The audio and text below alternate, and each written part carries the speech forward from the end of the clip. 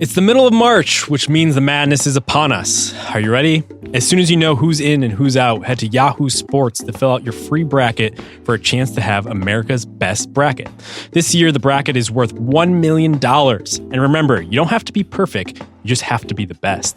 Somebody is going to be the closest. Somebody is going to win. It might as well be you. So join the rest of the country for a chance at $1 million. You're going to be filling one out anyway. Remember, there's no wrong way to fill one out except for not filling one out at all. So sign up for Tourney Pick'em and get started. Go to yahoo.com/bestbracket to get picking. The new Microsoft Surface Pro 6 can help you get things done, whether you're on the field or running a business. Take Brian Arakpo and Michael Griffin, two former NFL teammates who have opened a cupcake shop. With the Surface Pro, they can do everything they need, from setting schedules to creating promotions for social media and designing new flavors. Plus, it's light, super fast, and has a great battery life. Brian and Michael are proving you could tackle all your passions with the power and speed of the new Surface Pro 6. Basketball is very good. The Wizards underpaid John Wall. AD should re-sign with the Pelicans. The Nets actually won the Celtics trade. Basketball is very good. Hello and welcome to the Ringer NBA show. This is the group chat. With me today, Paolo Shaughnessy. I'm stressed. Are you? Louisville's playing right now. Are they up? No, they're down. It's halftime. Mighty Gophers. Paolo, Uggetti. What's up? How you guys doing? Stressed. Besides the stress, I'm fine. I guess the big news coming out of today, Jimmer's back. Yes, that's what I'm excited for. Are you guys excited? Little March Madness advertising. Yeah, seriously, that feels like a ploy, but hey, I'm all for it. We were talking about this right before we came on. Do we think that this is only to capture the magic of March Madness? I mean, I don't know. He's been killing it in China. Yeah? Yeah. Have you been staying up and watching those Chinese games? Yeah, I DVR them and just turn them on whenever I'm a little bored. No, I mean, why not? Bring him back. Big Dragons fan? It's like a Andrew Bogut situation where his season is finished. Yeah. They're in China, and so he can come and play. Right. Because otherwise, differently. why would you come sign with the Suns? Right, exactly. No, I guess it gives him something to watch over the next there 3 you go. weeks. I think his first game back is in Utah, so there you go. Wow. Mhm. Homecoming. Yeah. I love this. This is what we're all about in the group chat podcast. just warm feelings and homecomings. All right. So 2 big games last night, which makes it a little easier to talk about here. The first one, Celtics Sixers. The Sixers won the Super Bowl. If you were to go by how Sixers fans are kind of reacting to this. Paolo, you wrote that last night. I thought it was a funny little line. Thank you. I stole it. So thank you. There you go. Good job.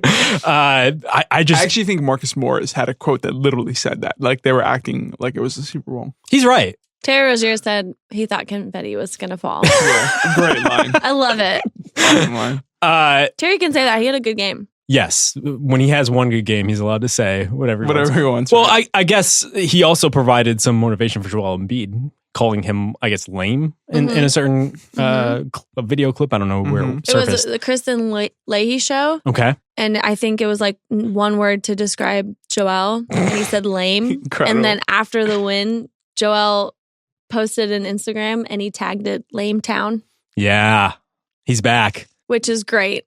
Of all of his locations, it's probably not even close to the top 5 in spicy. No. Yeah, Follow definitely Joel not. Embiid and follow his dog on He's Instagram. slowly getting in. He's slowly warming up for the playoffs. That'll, spicy. The closer we get to the playoffs, I think the spicier he'll get. Yeah. I mean, he definitely approached it like a playoff game, and the Sixers did as well. Joel ended up playing 42 minutes. Which is a lot for a regular season game toward the end of the season when it seems like the Sixers are very likely to end up in that 3 seed in the East. They also went to a 9-man rotation, which was a little surprising.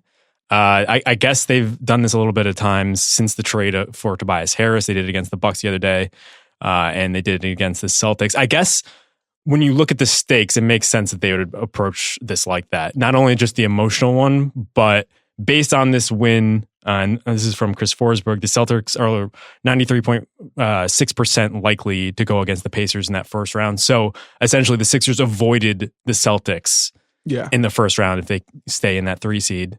Yeah. So I guess in that regard, it's a pretty big win for them. We can make fun of like them treating it like the Super Bowl or whatever, but they had not beaten the Celtics in a long time, it felt like. And so yeah, like it was something that I'm sure gave them confidence going into the playoffs, and just it's nice to sort of beat the team you're the supposed rival of And like you said, putting the Celtics, basically locking them into the other seed makes, Philly now get a probably easier matchup with the 60. They don't have to face the Pacers.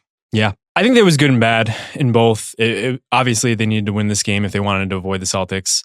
It did seem like they threw everything that they had at them, and it still ended up a one Jimmy Butler mid-range jumper where he was basically falling over in order to kind of seal it there. I'm a little bit worried about what they have beyond their 5-man lineup that they've kind of assembled basically with all of the leftover assets from Sam Hinkie. It should also be said before we go further that they didn't have Aaron Baines. The Celtics didn't. Right. And then they spent a good deal of time without Marcus Smart. Right. Yeah. Which speaks to your point, I think, of the Sixers not taking care of the game, even with those, with Smart and Baines out, and sort of where they stand in terms of their depth with it, which I think is sort of the biggest worry. Yeah. I mean, with Embiid in particular, I think this is everything you want from Embiid. I think you forget that at times last year during that playoff series, maybe we didn't get the full Embiid experience because he was playing with that face mask. And so I wonder, well, he was kind of throwing it on and off. I wonder if this is unleashed Embiid, if we had this guy in the regular season and in last season postseason, maybe it would have gone a different way. He had 21 free throws, which is a lot for anyone. And so I'm kind of at this eye of the beholder moment with a lot of the results from this game, and particularly that. Did they win because Embiid is just overwhelming and dominant? And if you don't have Baines, who went out in, I believe, the second quarter with an ankle sprain, do you just not have the bodies to throw at him and that's your advantage? Or are you just relying on whistles? You know what I mean? It's also just a lot of minutes. It was a heavily called game. Yeah. I will say that. It was a very heavily called game. Also, I'm not sure... For the Sixers, perhaps it's okay. Finally, we can win. We can beat them. They're shaking this. I'm sure, kind of spooked them out a little bit because they are clearly the more talented team. Mm-hmm. But for me, and I think for everyone else, it showed more dimensions on how the Sixers operate. How deep are they going to pull into rotation at the end of a game when they need a shot? Who's it going to be? Mm-hmm. And I think we all kind of knew, but it's still surprising to see that Jimmy Butler is the one who's going to hit that shot. He has the most experience. I think he's the one who's going to want to go for it the most. Mm-hmm. Ben Simmons and Joel Embiid are aggressive. Joel Embiid takes some shots to a fault. He shouldn't be taking half the threes he's taking. But obviously Ben Simmons, we don't trust or maybe necessarily want to take any of those final shots if it's a deep shot.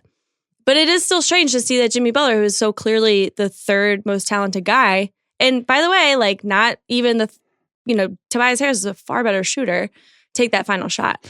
He's just a glorified closer. And it's if we look at it in the context of just the season, that's maybe perfectly fine because that way he doesn't get in the way of what, what Ben and Embiid want to do and even Tobias to an extent.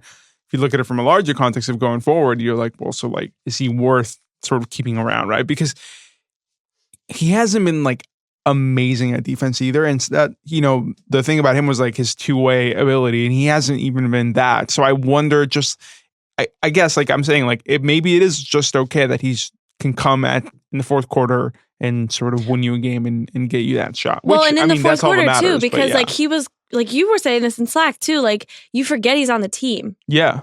For long stretches of times, and then he pulls that out, and it's the thing. It's really nice to have that guy, but that guy will not. Jimmy Butler cannot be that guy, and you're gonna get out of the Eastern Conference. Yeah. So Jimmy was 1 for 7 in the first half, 4 points there, and then I really didn't notice him a lot earlier in the game, to Paolo's point. And just in the fourth quarter, they just kept feeding him. It was basically any shot that he wanted. I think a big part of it was probably because Marcus Smart wasn't out there. I went back and watched some of those late possessions, and the hunting they did on Kyrie Irving was insane. I don't know why they did this. There was probably some sort of they're, I assume, trying to hide Kyrie, but they put him on Tobias most of those late possessions. And so the Sixers would just force the switch immediately to put Kyrie on Jimmy, and then Jimmy would just go to work. And in the first possession, it's he just darts past them. Kyrie is flat-footed and then yells at Horford for not covering for him, but clearly it was a Kyrie mistake. And then Jimmy would just pull up. I guess clearly Kyrie is a weak link there. And if you're looking at this from the Sixers optimist kind of point of view, they don't really have too many guys that you can't cover. Like you can't hide Kyrie on Robert Covington anymore. Like if Tobias Harris is the guy that like you have to like hide Kyrie Irving, you're going to get burnt a bunch of times. Yeah, of course. I mean, they're the two guys on the court who, how can I rephrase that? Probably fourth and fifth on the court are Tobias Harris and JJ Redick, which are both terrifyingly accurate outside shooters. Yeah, you know what I mean? You want to run around and chase JJ. Yeah, exactly. JJ could shoot it on 1 foot backwards, drunk. You know what I mean? Like I feel like I've seen that a million times this season. So from that point, and that's the whole thing. We say it all the time on paper, and it's kind of the same thing with the Celtics. On paper, they should be such a more dominant offense. I think a lot of my issue with them is their actual offense, like an actual system put in place. Because I think that it's been catered to their best players' strengths, but it is really limiting in today's NBA what Brett Brown is doing and also refuses to do.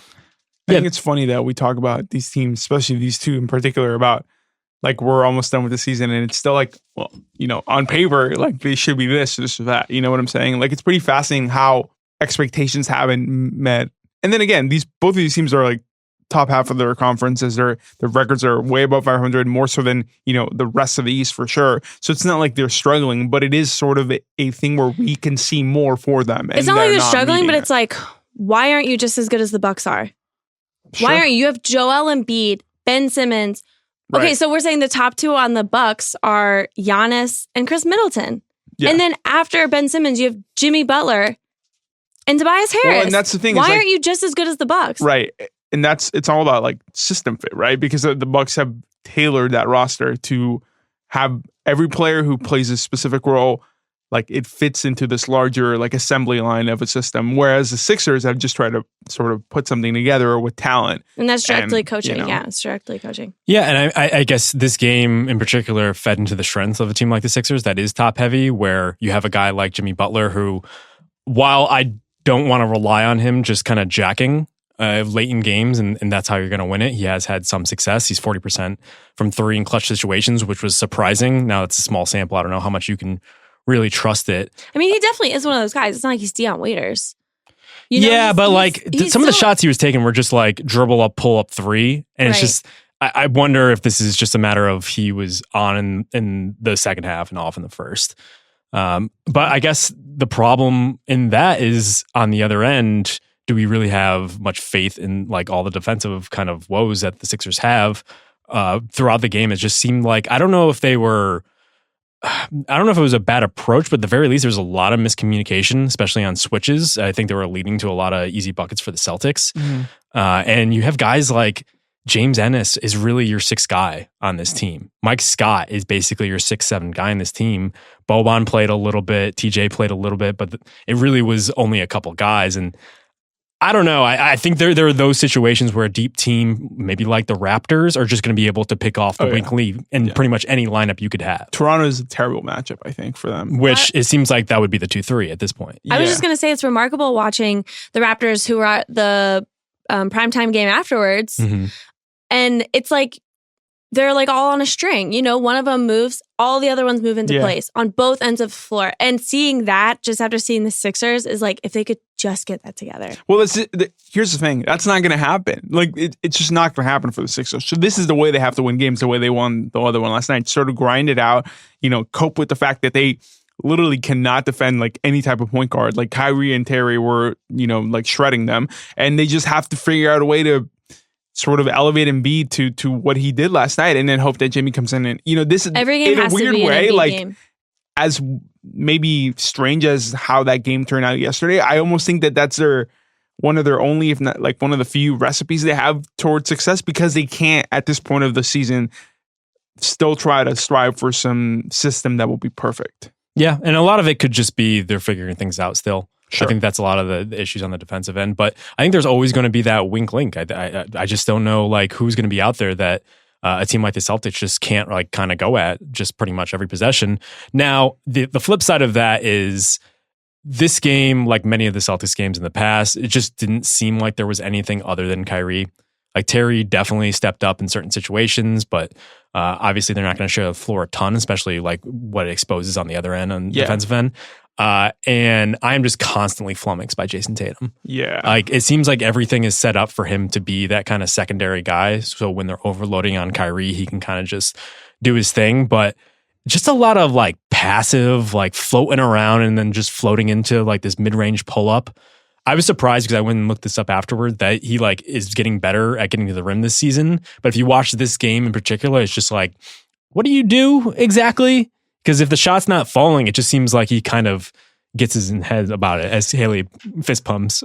Sorry, a little discord. Well, I don't think we talk enough about Tatum's regression. Yeah, but I also think it's a unique situation we almost never see going from rookie to sophomore year, where you were the star your rookie season, that you had to have these possessions and you were like a first, second option playing on a young team that had nothing to lose, and then all of a sudden you're taking a step back in terms of responsibility, but you're expected to be the same player.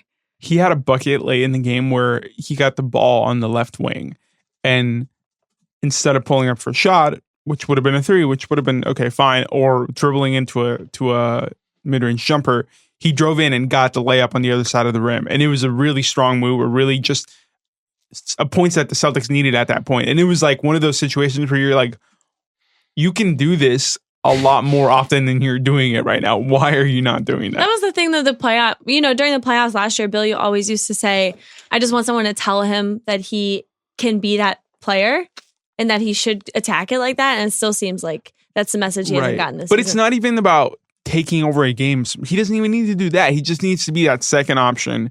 Maybe he just can't be that, right? Maybe that's another, sort of point to all this is how does he fit with Kyrie and how does he feel about that fit? But the reality is Kyrie is a multi-time All-Star and Tatum is still, a sophomore. He's 20. Yeah.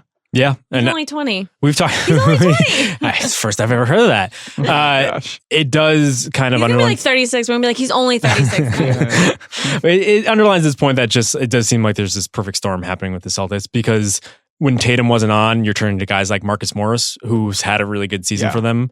But clearly, I don't know if you can count on him in this situation. He had 4 points. He was 2 for 9 in this game. He can't be the guy. Off lately. He's fallen all, yeah. Yeah. I mean, like off. Al Horford, I guess. That's your other. I think he was the second leading scorer of the night. Yeah, that's one thing I would want to see more of. It seemed like when they were able to go a little bit bigger, when you had Baines and Horford, you could put Baines on Embiid and almost like let that go. But on the other end, you can go to Horford and he can attack Tobias Harris, which I think is actually a really good matchup. And obviously they played a little bit bigger last year. And I think Tobias is a better defender, but I think he's going to, or at least he's a more stout defender, I guess I should say, than some of the guys they could throw out there last year. But I just think like Horford seems to be the key there. Yeah, I mean, I feel like that's always been the case, especially how he could defend Embiid or whatnot. Like, not this game, but there's a lot more track record of Horford giving Embiid trouble. So yeah, he's probably like second most important player on that team if that series were to come. Yeah, and Embiid went off as we mentioned, but I was looking up the matchup stats on NBA.com. I don't know how much you could really put stock in them because it does seem like there's a lot of noise to those stats. But in the minutes that Horford played Embiid, Horford held up well. But Embiid really cooked against Baines and then Daniel Theis, who Theis? I think it's Theis. Theis? I don't know. I'm just Theis, tomato, tomato. But pretty sure it's Theis. It's Theis. Yeah, Daniel Theis. Thank you, Bobby. I'm always surprised when you have a mic because you don't really announce it beforehand. Wow, Bobby, your hair looks amazing today. It does look really good. I better keep this in the pod. But someone on Celtics Twitter said Theis like nice. Because he's nice. Theis. Yeah. There you go. Is he? But Horford only playing 35 minutes. I wonder if in a playoff series, he's going to be playing more of the 40, especially if you don't have a guy like Baines in there. Embiid played 42 minutes. Like, I don't think we can stress that enough. That's like unreal. Well, he had an impact not only in the box score, but clearly in the emotional well-being of certain Celtics players. I'm obviously referring to Marcus Smart and the two-handed shove heard around the world. I have to say, like, Paolo brought it up that it was a flop by Embiid. I watched it a little bit afterward. No. Okay. Finish your point. No, go ahead. You don't think it was a flop? I was just going to say, I didn't specify that it was a flop. I said the way he sold it, which was like he sort of sprawled all over the floor like Embiid does, yeah. was very like flop adjacent, if you will. Flop adjacent. Flop-like? Yes, flop-like. So basically what happens is he gets a bad call going for, I think it was like it wasn't a loose ball, but it was like up in the air and he kind of jostled it from Embiid and Smart got called for it and clearly did not like that. I think he had a case, but it's also not the type of play that should throw you out of the game. I think the next possession or the possession after that, I forgot which Smart basically catches a stray chicken wing from Joel Embiid running down the lane, doesn't like it, and proceeds to two-handed full body shove Joel Embiid in the back to the ground. I love it. Which is like, wow, the power, you know? I saw this thing on Twitter and I was like, who would win in a fight? Yeah. And at first thought I was like, Joel Embiid, what? Like, there's no other answer. But I don't know. Do you think there's any situation in which Marcus Smart could beat Joel Embiid in a fight? Smart is crazy. Any rules? Obviously no weapons, but any rules, like, it doesn't have to be like boxing or anything. Obviously no weapons. Thank you for Your the typical bar fight, but we're not breaking any bottles. Could he beat Joel Embiid? What if they had sticks? Who would win? Dude, Joel Embiid, 100%. What are we talking about? Just like if they had the benefits of sticks. If it was more of like a jujitsu, like those whacking sticks. You know what I'm talking about? I don't know why that's where you went, but...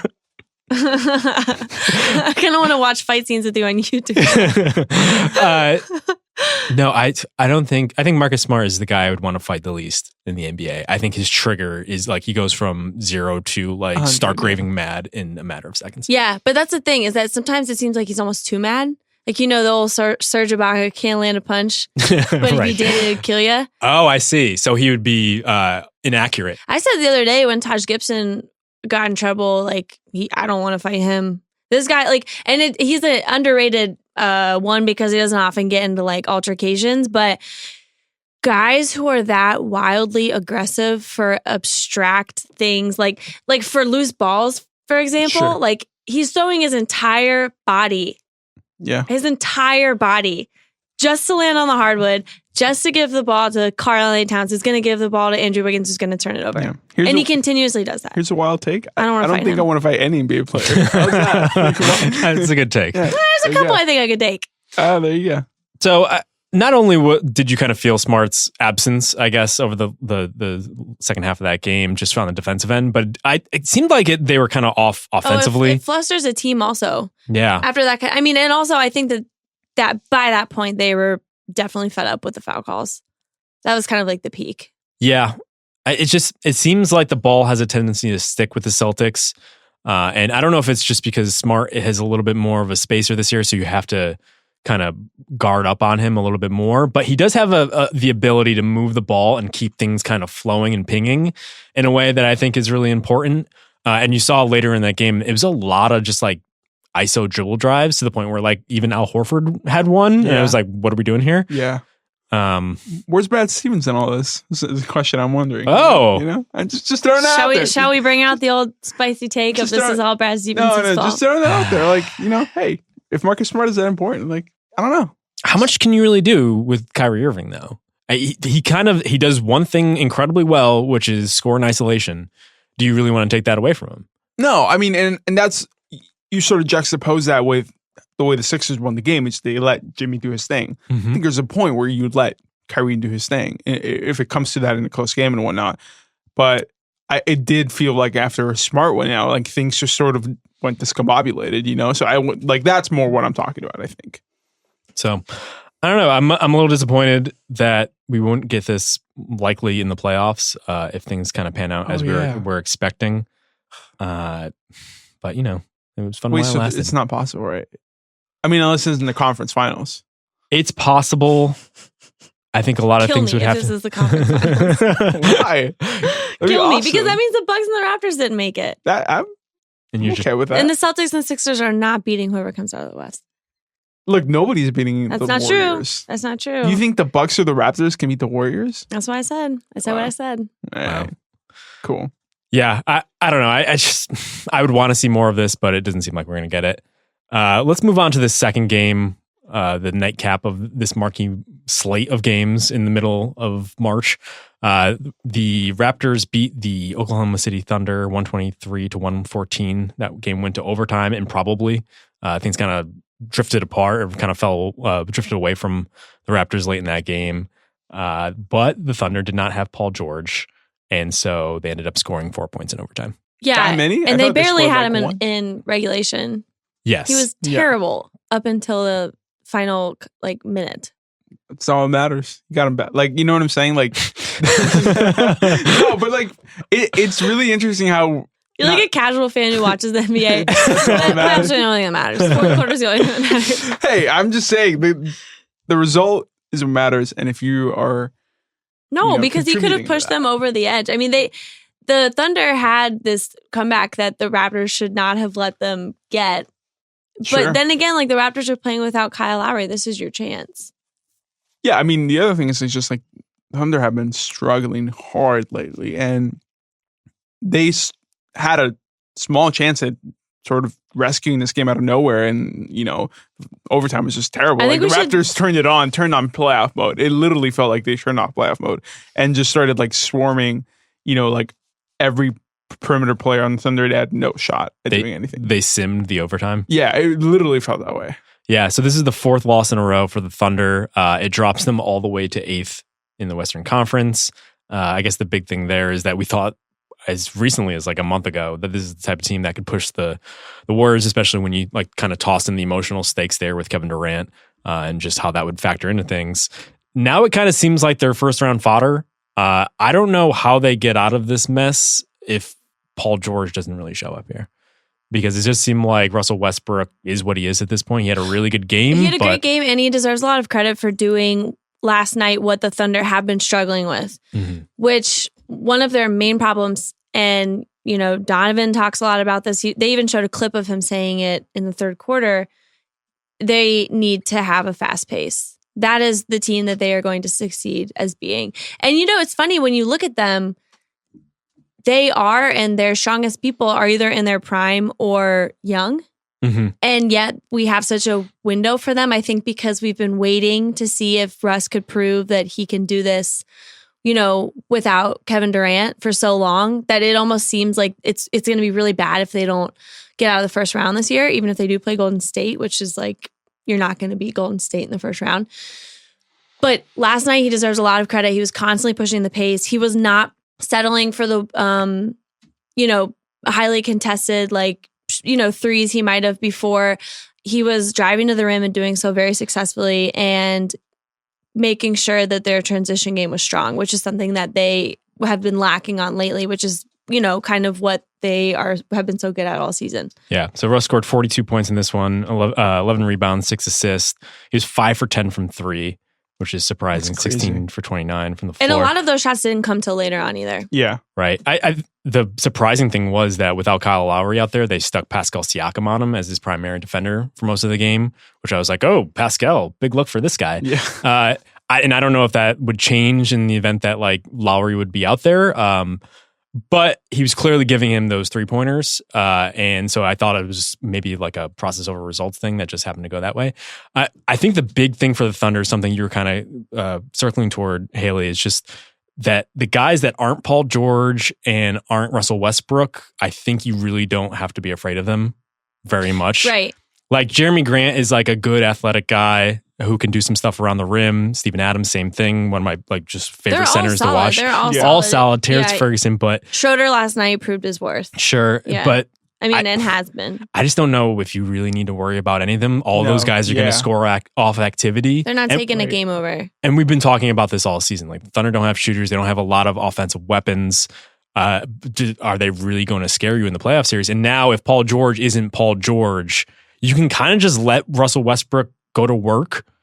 And that's kind of what happened. And you saw as soon as Paul George was off the floor in overtime, there wasn't enough there to kind of cobble together enough offense. Yeah. I mean, I think you saw how they had a bunch of just like missed corner threes, like these guys you were talking about, like Terrence Ferguson, like Jeremy Grant. Like that's typically on offense, at least when Paul George is at his best, their offense is those guys sort of being, side pieces, if you will, that can just hit a shot from time to time or act as, sort of like release valves for when George, gets swarmed like a double team or whatever. But with him out, it sort of completely changes the calculus. But even with him in there, like I just wonder how many of those shots are going to hit when they need to, right? Like if Paul George does not score 40 points, like where what's their ceiling? So if I'm hearing you correctly, you're saying that the Thunder were better with Melo.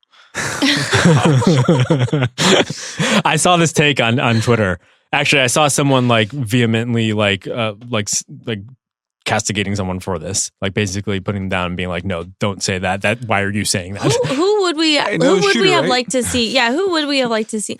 Okay, I mean, this actually can't happen because of cap space. But imagine if somehow it was Tobias. Oh yeah, I mean, incredible. Who was on? Who got traded?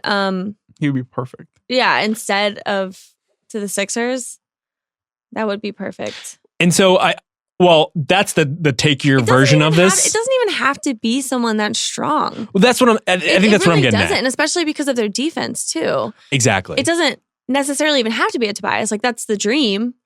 I think the kind of the fatal flaw of the past 2 years of this team has actually been that they didn't nail the Patrick Patterson signing, because he's actually the stretch forward that I think everyone was expecting Melo to be. Yeah. And he is just like unplayable. Yeah, he's injured. Last night, I was just going to point that out. Like having guys like that sort of not even be on the floor, like that's telling. And they've essentially tried again. They've kind of rolled the dice with Marquise Morris, who has every opportunity to play, but he's just not the same guy. I think like at the very least, Grant is going to give you the activity and the defensive capabilities. And so it's that spot in particular that they just don't have that one guy. And I think it shows up in a lot of different ways. And so I just wonder like how far this team can even get to. Like, do we, even if it's the Denver Nuggets, Paolo, who your mortal enemies? Sure. I think it completely depends on the matchup. I think Denver Nuggets is actually a good situation for them. I agree. I would just say like it's kind of a bummer because for most of the second half for most of the season, I was feeling like the Thunder were playing and looked like the team that could give the Warriors not enough trouble to beat them, but some trouble to make it interesting. And now they've just completely have unraveled in a way that makes me have like zero trust in them. And maybe they will come back because they're still very talented just up top, And so I don't know. I agree with Haley in that it does depend on the matchup. But being the 8th seed is just you're gone. Like it's a disaster. The only fun part about that is that you're giving the Warriors a tough opening series, and then they're going to have to go through quite the gauntlet to the finals. Yeah, and I guess like the silver linings here is that the bottom of the West is still really congested. The fact that they fell so far is a product of the fact that everyone's kind of in the same ballpark. They are 2.5 games, I believe, back from 4th. And we have, let's see here, we have 10 games to go for them. So actually, that is kind of a lot of ground considering how few games they have. And like just kind of the injuries that they've had, and it seems like Paul George just still isn't right. Yeah. So I do wonder. One thing I was thinking about as this was going on, and Russ was kind of picking up his numbers. Do we think Russ is going to make All NBA? Yeah. So yeah, I was looking at the list a little bit here. So I think the locks right now are Harden, Steph, Kyrie, and Lillard. Can we all agree that those 4 are probably in your first team and second team? Who would you quibble with?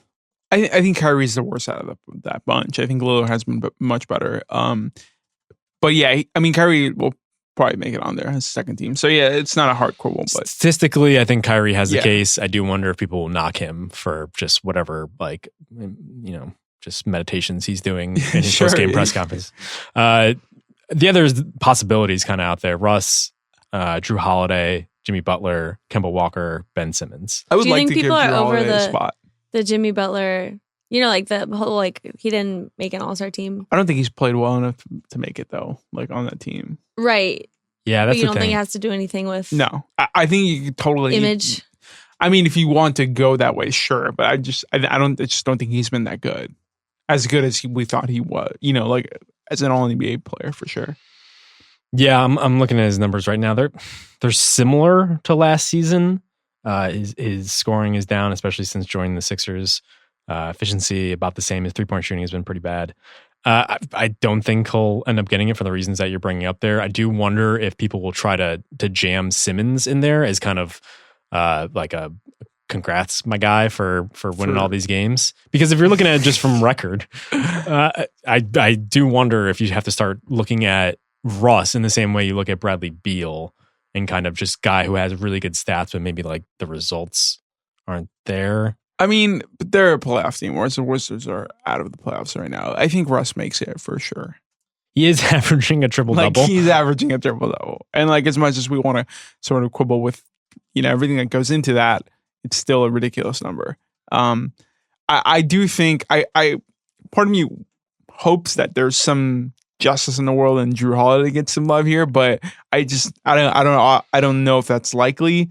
I think Beal has been awesome, but team is not in the playoffs. Should that count for something? What do you guys think? I feel like that differs when it comes to just person to person. I don't know how much it matters for me, to be honest, that the team is not in the playoffs or is, Well, I think games played will come into be a factor here. Yeah. Russ has played 63, but you assume that he's going to finish out the rest. So he'll probably end up at 73. If he gets in the 70s, I think that's probably enough to overlook some of the flaws, including one of the worst shooting seasons in history.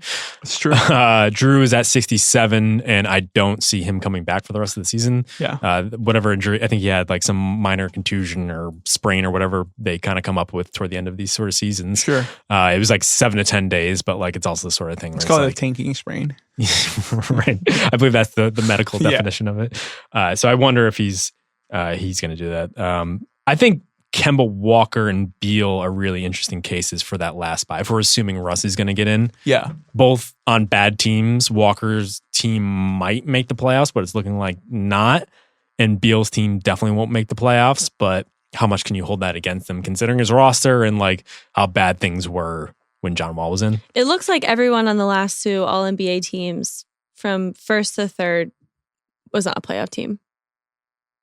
I'm looking it up now. Mm-hmm. Mm-hmm. So there's some precedent for a non-playoff guy getting in. Well, I think so. Yeah, even without looking at this, I would say that there definitely is. Yeah, I don't know. It's interesting. I mean, Brian Windhorst said something on ESPN the other day, just looking at kind of the contract implications of some of these things. A guy like Beal, if you don't make All-NBA, then the Supermax isn't on the table, and that obviously cascades down to the Wizards' tax problems and what you do with Beal. Do you trade him? Do you build around him? Can you do that with Wall's contract? And then Kemba Walker, who the Hornets need every advantage to keep him because they look terrible. Yeah, and he should want to leave at all costs. Please leave. Please leave. Sorry, Hornets fans. Please go somewhere don't they want this for him? After someone gives you their all for so long, and then I don't know. That's kind of an interesting sort of I guess feeling to expect a franchise or a fan to have, to be hey, you know what? We sucked. We want you here, but you're great. So go off and flourish. I don't know. I'm going to tell you this. Make a list of all of his greatest teammates. Look, I'm not telling you this. I'm telling anyone who is a Hornets fan who is listening. Sure. And then read it over and over again and really sit and think about the happiness of other people and not just yourself. Wow. Leave Kemba Walker, please. It's got deep. Do not do the Anthony Davis. Look what happened to him. Yes. He requested a trade because, they did actually end up trying to surround him with someone else finally, but that was DeMarcus Cousins and it didn't work. Are you saying Cody Zeller isn't enough? Come on. Frank Kaminsky killing it lately. All right, let's take a quick break, and then I want to get into some playoff watchability rankings. Let's go. It's the middle of March, which means the madness is almost upon us. Are you ready? As soon as you know who's in and who's out, head to Yahoo Sports to fill out your free bracket for a chance to have America's best bracket. This year, the bracket is worth $1 million. And remember, you don't have to be perfect, you just have to be the best. Somebody is going to be closest, somebody's going to win. It might as well be you. So join the rest of the country for a chance at $1 million. You're going to be filling one out anyway. Remember, there's no wrong way to fill out except for not filling one out at all. So sign up for Tourney Pick'em and get started. Go to yahoo.com/bestbracket to get picking. Guys, if you're ready for a new way to date online, listen up. SHIP is awesome. In addition to searching for someone special on your own, you can recruit your inner relationship or married friends to join your crew and help you date. That's right, Ship is the new dating app that lets your friends set you up. Here's how it works. If you're single, you sign up and invite your friends to join your crew. If you're not single, you just sign up and invite a single friend that you want to find matches for. Then you start looking for your matches, either for yourself or your friend. The best part is there's a group chat so you and your friends can look at people's profiles together and strategize on what your opening line is going to be. Dating is more fun if you do it with friends. Download Ship for free at getshipped.com/NBA and start today. That's getshipped.com/NBA. We're back. It's everybody's favorite segment. We're doing some watchability rankings. So we did this earlier in the season. We kind of talked about what makes a team watchable. I think the criteria is just slightly different for a playoff team. I think there's some things to factor in there. Well, I'll ask you guys first. What are you looking for anything different in a playoff team than you would a regular season team? Well, yeah, the regular season teams, the watchability was, this is a young guy succeeding I haven't seen succeed before. Right. You know, those are typically the teams that that I gravitate towards and watch a lot of. But with that being said, if I know that they can't survive, then no, I don't want to see them in the playoffs. Think the transition that happens is you go from novelties to sure things. Whereas like in the regular season, you want that's good newness. You like that? Pinkies up. You want the newness of like discovery, if you will. Whereas like in the playoffs, you're like, okay, I know that if I tune in to watch, I don't know. I guess this year has been Paul George. Like I'm gonna get I'm likely to get an exciting performance, or I'm likely to get Kawhi going both ways, like 100%, or I guess Giannis in this case too as well. Mm-hmm. I guess one of the things that I normally wouldn't look for in a regular season game is also coaching. Like the tactical chess match is a little bit more interesting. Maybe not in the first round, but later in the playoffs. But I mean, there gets to the point where it's just like Brad Stevens. How are you going to guard Giannis? For instance, that was last year, and you get to see how it like evolves game to game. So if you're watching one series in particular, it gets pretty interesting that way. So. Yeah. That's one thing at there. But I think for the most part, it's the same. I still want to see pace. You still want to see the scores going up. You still want to see 3-pointers. For sure. But the big star performances and just kind of knowing that you'll get like a good game is probably it. And pretty much anything that isn't on NBA TV is also. Agreed. Yeah, that's a great way to do it. Yeah. All right, so we're going to draft some of the teams here. I would say for the most part, the 16 playoff teams are pretty much set. The Heat are the only one kind of teetering on the edge here, but they already have a 1.5 game lead on the Magic. And as we mentioned before, the Hornets are pretty much dead in the water at this point. Tough look for Orlando. Dead in the Hive? Dead in the Hive? Yeah. Dead in the Hive. That's good. I don't even think it makes sense. So we're going to go around the table here. Haley, since Louisville is cratering before our eyes, we're going to give you the first pick. Who's like the most watchable team in the first round of playoffs? I don't know. Now we're only down 14. Whoa, only 14. Just hit a 3. But there's still lots on my watchability rankings. My first team is Toronto. Okay. Taking Toronto with the first pick. I think that they have what it takes to go far. They have the talent that will make it interesting. And then they also have the new exciting player that I think is going to really make like an official name for himself, which is Pascal this playoffs. So they have it all. I love watching Pascal. I was watching a little bit of him last night. He does a really, really, really good Kawhi impersonation. And it's very interesting. And I think that he might be the best story to come out of this season, even more than Kawhi. Yeah, it's a little disappointing that he's already kind of blown up because he's not the type of guy who could just all of a sudden catch everybody. I don't think he necessarily has because, like, when you talk to people outside of the obsessed NBA circles, they aren't super familiar with his name. That's a good point. And especially with what he's doing now. Do they only know him as P Skills? I believe his nickname is, it's like his whole thing is like P Spicy or whatever. Like, what? Like, yeah. It's his, hold on. His name is Spicier? It's like Spicy P, Spicy P. I thought something like that. That's better than I know I'm getting it right. I'd rather be wrong, Spicy P. Mark Jones last night kept calling him P Skills in like the post-game walk-off interview. And I'm that's his Instagram handle. That's why. I didn't realize it at the time, but I guess that's his social media. It's his Twitter too. It's still a little bit much. Like skills. I wouldn't go up to you guys and be like, "What's up, H Money?" Please start doing that. Please. Hello, Haleo something. Just start referring to you by. Better. I wonder if anyone has taken that on Twitter. Yeah. But I love the fact that Pascal, like, you know how we always talk about like big guys being able to shoot over the top of people? He can like finish over the top of pretty much everybody. And he does everything on like kind of dribble drives. And so he's like this giant Russell Westbrook. Almost. Right. But like Smiley instead of like wanting to murder you. And it's like, how do you still have the energy? Smiley. You were just, berating someone on the other end of the floor. Yeah. He's extremely high energy. Watching him get to the rim is fun. Watching him get to the rim is fun. Watching him stop other guys from getting the rim is fun. He's probably the main reason for me why the Raptors are at the top. Okay. All right. Paolo, with the number 2 pick. I'm going to go with the Nets. Okay. I can see this. Yeah. That's a good one. I just think that it's sort of a continuation of the regular season. Just watching them, flourish in the way they play is just so fun because they play fast and they play, with a guard with multiple guards, Spencer Dinwiddie and D'Angelo Russell, who have that sort of, aesthetic appeal of being a knockdown shooter and whatnot. And also Karis LeVert coming back and being like a really, really strong option. So you got Jared Allen, blocking people at the rim. I think it's a nice collection. Yeah, nice collection of players. Yeah, they have a lot of those like junkyard dog types, including DeMar Carroll, who I believe his nickname is Junkyard Dog.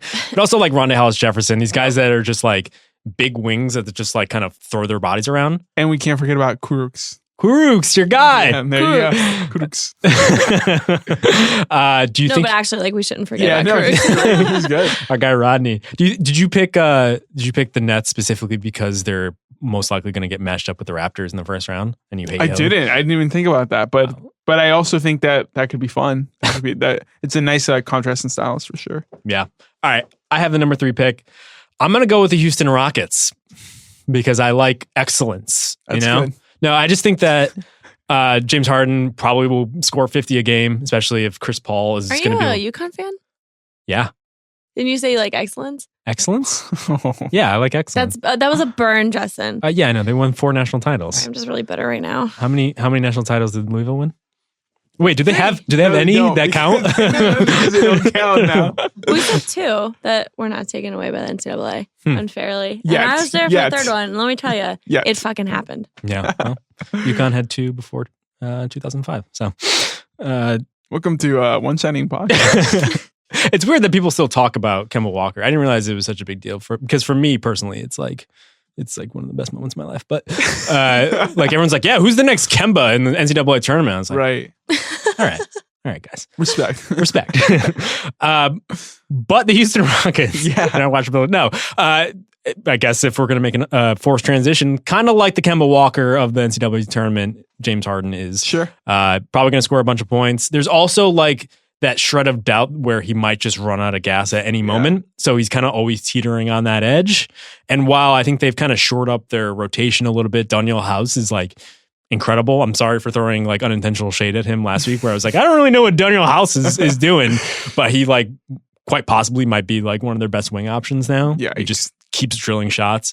But there's always the possibility that, injury or just foul trouble and all of a sudden that they're a little bit thin. The defense is always kind of back and forth. So I think that's going to make the games interesting while still having these big performances, and I think they're going to go far. 0 for 27, also a possibility. Always a possibility. Exactly. All right. With the let's go to the second round now. I'm taking the Bucks. Taking the Bucks. Yes, I'm taking the Bucks because last year was not a great playoff debut for Giannis. This year will be better. He's finally surrounded by what he needs. They figured out how to put a team around him. And they have Budenholzer. So that also helps in the playoffs. Yeah. I'm a little bit worried about the injuries starting to stack up. So Brogdon is out. Should be back. Well, this is the whole playoffs though, right? So Brogdon should be back in the second round. So what was his initial diagnosis? 6 to 8. And it's like a plantar fascia sort of tear? Minor plantar fascia tear. Oh, so okay. Yeah, well, trying to get the facts in chat. That worries me. Yeah. Anything with the fascia, you gotta watch out. No, but seriously, it does sound a little more serious than Certainly. Mirotic, who I believe just broke his thumb. I also think it's making me realize how important That he also is. sounds serious. Broken thumb? Yeah. Especially if you're a shooter. I don't know which hand it was in. I think it was his right hand. Still got to use both. That's a great point. No, but like you could definitely see in the few games that they had without Brogdon already, like they could definitely use an extra ball handler and a shooter, because while they have all these guys who are really intriguing, there really isn't a guy you can count on. Like Pat Connaughton is kind of like the next guy up, and he's shooting like 30%, and probably should be playing baseball right now. Yeah, he's back Connaughton. Sterling Brown has been injured. Yeah. Dante DiVincenzo has like one game every like 3 months. You're like, oh, I could kind of see it, but then just kind of drifts off. Tim Frazier back though. What's that? Tim Frazier back. Tim Frazier is back. They gave up Christian Wood, who the Pelicans immediately picked up, which I think is like incredible. A really good sign of like how much like actual tangible value Tim brings. Yeah. At this point, but he is insurance. So I wonder how much he's going to get thrown into the fray there. But I guess what I'm saying is I'm a little bit worried, because this is a team that kind of thrives on being this collective like monster. Certainly. And now you're way over reliant on Giannis, and in particular Brook Lopez, who, as we've seen, has gotten kind of cooked if you were able to kind of draw him out into the perimeter and do all this stuff. So those are the Bucks, guys. My turn.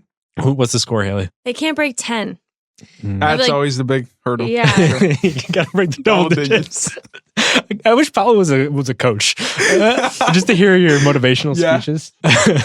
All right, Paolo, who are you going with? I'm going with the Golden State Warriors, actually, as my second pick, which you might think, oh, why? Like they're a little boring or why? whatnot. They've only got 5 All-Stars. Yeah. I mean, the greatest scorer in but history. It's not even about, the greatest shooter in history. It's Klay not even Thompson. about that. It's more about how, like, I'm very, very curious to see them turn on playoff mode. Like, what is that actually like? What can it look like with Boogie in there and now Bogut back and KD and Steph and all of them? Like, I'm just wondering, like, whether what we've been talking about for most of the season about their dysfunction and whatnot, like, if that actually matters a single bit, or if it's just going to be here, we're going to crush everybody. Like that, I think that's interesting. There are legitimate stakes for their first couple games in a way that there haven't been in years past, where we just anticipated them mowing down the competition. I think having to bring Andrew Bogut over from Australia is usually a bad sign. We thought he was pretty much washed, but all of a sudden it looks like DeMarcus Cousins, just like, I don't know what you're getting from him anymore. The injury, it doesn't look like he's fully recovered on the offensive end. He played really well against the Rockets, where they kind of had to play through him. But like, how often are you going to play through DeMarcus Cousins? Yeah. If you push him to the bench, is he going to be mad? Like, there's a lot going on with this team that probably shouldn't be happening right now. Bogut is a more natural fit. I think they were talking about, him being like, him already knowing, some of the plays they run and whatnot. And then from the years he did spend there. So I'm sure it's a great backup option in that sense. Or maybe he takes up, a lot of Boogie's minutes if Boogie can't sort of like fit in their scheme during the playoffs. Yeah, I mean, look at what they've done since they moved on from Bogut. They've kind of just been recreating that with these kind of young draft picks or guys they kind of find. JaVale McGee, for instance, basically just rim runners, guys who can protect the rim. Yeah. And they really haven't found that guy since Bogut left. I don't know. There's a lot going on with that team. And I think like if the Thunder end up in this 8th seed, I think that's the most interesting series on the board exactly. Talking about. Exactly. So I'm going to actually go the opposite way. I'm going to go to the depths of the Western Conference. I'm going to go with the Los Angeles Clippers. Nice. This is the nobody believes in us team of the playoffs, which I think is like the most fun. I guess they're the equivalent of the Nets on the Western Conference side. It's all upside here. They're all young guys. I mean, I want to see what Shea does. Like basically we were saying in just the regular watchability rankings. Zubac, I mean, they also have these kind of veteran guys that they can rely on. Yeah. Gallinari. It's a nice mix. Lou Williams. I don't know if you've heard of him, Paolo. Yeah. Haley, are you preoccupied or can we turn to you for this pick? I'm ready. I'm a professional. I have another nobody believes in us team, except for the only people who think that nobody believes in them is them, and it's the Blazers. Yeah. I want the Blazers to finally do something. This could be the year they finally do something. They're currently fourth. Yes, they're currently fourth. That has them against the Jazz, who are actually a tough opponent. That will be tough. Yeah. But I think that they can make it out. I want them to have some kind of fuel and fury from like Damian Lillard is always the person who thinks he's doubted. B, they've gotten knocked out of the first round twice in a row, very different ways. The first time it was the Warriors and it was a sweep and it was like, well, it's the Warriors and maybe you guys should break it up because you're never going to beat the Warriors. This team will never beat the Warriors. The second year it was a sweep and it was the Pelicans. And it was like, well, okay, so we can't compete with the Warriors and you can't compete with the Pelicans, who then went on to get embarrassed in the next round. Mm-hmm. I want the Blazers to do something because if not, it's going to be another year of break it up. This isn't working. Except for now, like the Blazers have kind of waited it out long enough that I'm not really sure that they should. Commit to the bit is what you're saying. Yusuf looks great. A lot of their pieces that were young guys that we were seeing if they were going to turn out to be something are looking like they're turning out to be helpful players. Mm-hmm. And if your strategy is to wait out the Warriors, it looks like that's coming like this summer or next. Yeah. From a watchability standpoint, it's a great pick. From a watchability standpoint, right. They're an exciting team. Yeah. I just want to see them do something. I guess the curveball here is what are we going to get from CJ McCollum? Right. And now I think it's interesting, especially in the first round, where if they don't have him and it's just Lillard, do you get like peak Lillard at that point? And then whatever result happens, the debate over Lillard McCollum is only going to be amplified. Right. You're not going to get away from that. If anything, they've set themselves up unintentionally to just like be right back here in the same debate like 2 months from now. It doesn't sound like McCollum's going to like miss playoff time, but that would be fascinating if you saw sort of like how the team would work with just Lillard there in a playoff setting. And if he's even hurt, if he's a little bit diminished, people are going to get on him and be like, why are you playing him? Yeah. Just let Lillard cook. But yeah, that's a good one. Oh, my turn, right? Yep. I'm going to take the Philadelphia 76ers. Okay. Just literally everything we talked about and, we debated and what fascinates me about them in the first section of the pod, like it just how they're fitting together, watching Embiid just basically go crazy, every night and sort of watching the fit and the system and how Brett Brown, tries to sort of produce a competent, not a competent team, but a winning team, Mm-hmm. and then again, like Jimmy in the fourth quarter, like that's fun in its own way. So I just think there's a lot of different, compelling pieces there for sure. I'll go with the Nuggets here. Oh, what a grumble. No, I'm just kidding. Go ahead. Just continue. At this point, their teams are kind of similar. But I think if we're looking at stakes is kind of one of the biggest things that we're looking for here. It just seemed like the Nuggets have to prove themselves. Mm-hmm. Right now, they're positioned to go up against the Clippers. I think that they would make it past there. I think they've had some success against the Nuggets this season, especially in Denver. I think it would get particularly interesting if the Spurs fall to the 7 and they have to go against the Nuggets, because then you have the clash of like the veterans who know what they're doing, that crisp machine-like system versus a team still trying to kind of figure out who it is, like pretty much relying on Jokic to be everything that they need him to be. So I'm intrigued to see how that kind of all pans out here. Have we done the Thunder? No. Give me the Thunder. Another revenge team. Another nobody believes in this team. Beat the Warriors in the first round. Come on, Russ. This is your chance. KD's going to leave. He's going to go to the East. You never know when you're going to get this stage again. You're presenting this like it's your political campaign. This is great. I think future in that. Yeah, I think so. I'm just really fueled up. Like now we're down by 10. So, but still could happen. I'm like a big believer in upsets right now. Right. You have to believe.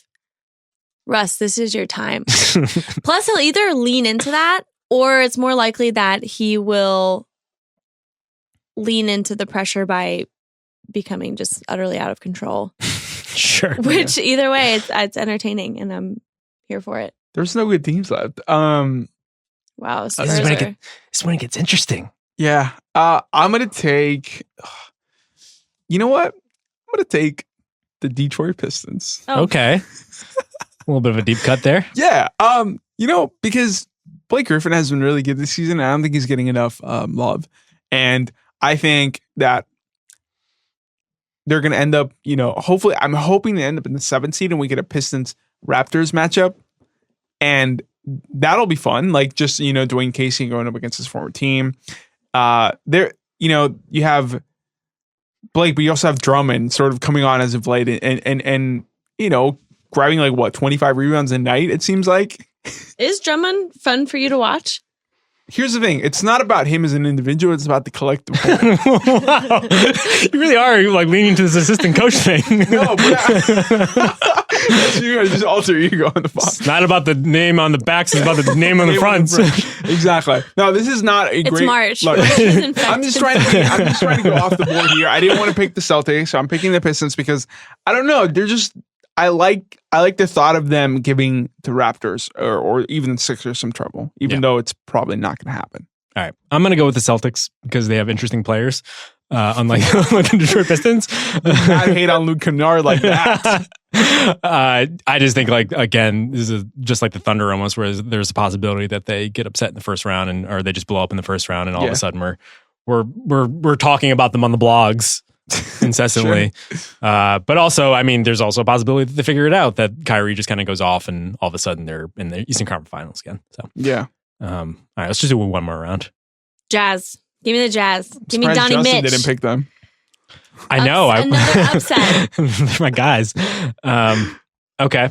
You just like Rudy Gobert. You just want to see some blocks. I mean, they've hit their stride. I don't think a lot of people realize it.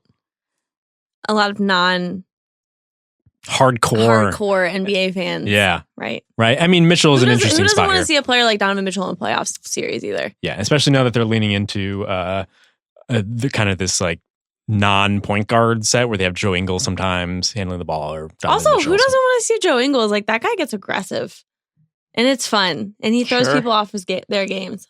Yeah, I actually think the next few games for the Jazz are going to be really interesting because all of their statistics suggest that they're a sleeping giant. We've talked about this in the past. Dan Devine wrote about it on theringer.com. I kind of want to see them put it together for a few more games in this regular season for me to fully believe in them. They're 7-3 over their past 10 right now, but I still want to see a little bit more here. I think tonight's game is an interesting one because I always love the Hawks. And the Jazz are in Atlanta tonight. That's a 4:30 p.m. Pacific game. I would pick the Hawks first in every watchability ranking if I could, just because, I don't know, they just have everything I could ever ask for in a team. They're my one true love. Wins. Exactly. Except for when, although lately, they're too good to tank. Yeah, they are. So that game's at 4:30 p.m. Pacific. We're going to call that our Watch of the Night. We do that once a week here, guys, because we like basketball. If you want to watch every NBA game, subscribe to NBA League Pass on NBA.com or your local cable or satellite provider. All right, Paul, let's round it out here. Give me the Heat. Okay. Give me Wade, its final hurrah, and just Eric Spoelstra, matching up his team against better teams and finding out a way to sort of squeak out a win here and there.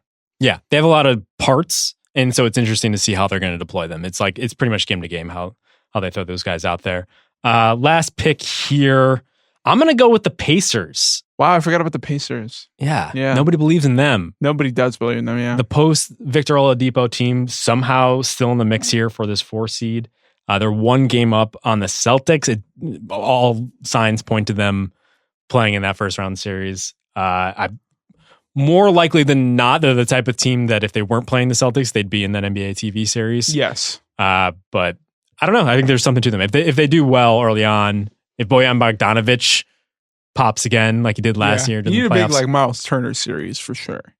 Yeah, it would be nice if Miles Turner's played up to his potential on the offensive end. He's been a monster defensively, but big Bojan, I'm into it. Let's do it. Give me the double B's. All right, that's it for today. Before Haley kind of 7 points spontaneously combusts here in her chair. Deficit. Wait, did you notice how we didn't pick the Spurs? Oh, we didn't, did Bobby, we? you want him? That's Bobby's team right there. I love long twos. Perfect. Fadeaways from DeMar DeRozan. Yeah. I mean, that feels appropriate, I don't think anybody's going to be watching Derek White except for Bobby. So enjoy that one. All right. So we're going to get out of here for this week. Pray for Haley. Pray for the Louisville Cardinals. It's not looking good. No, it's not looking good. Otherwise, we will be back next week. Until then. Basketball is very good.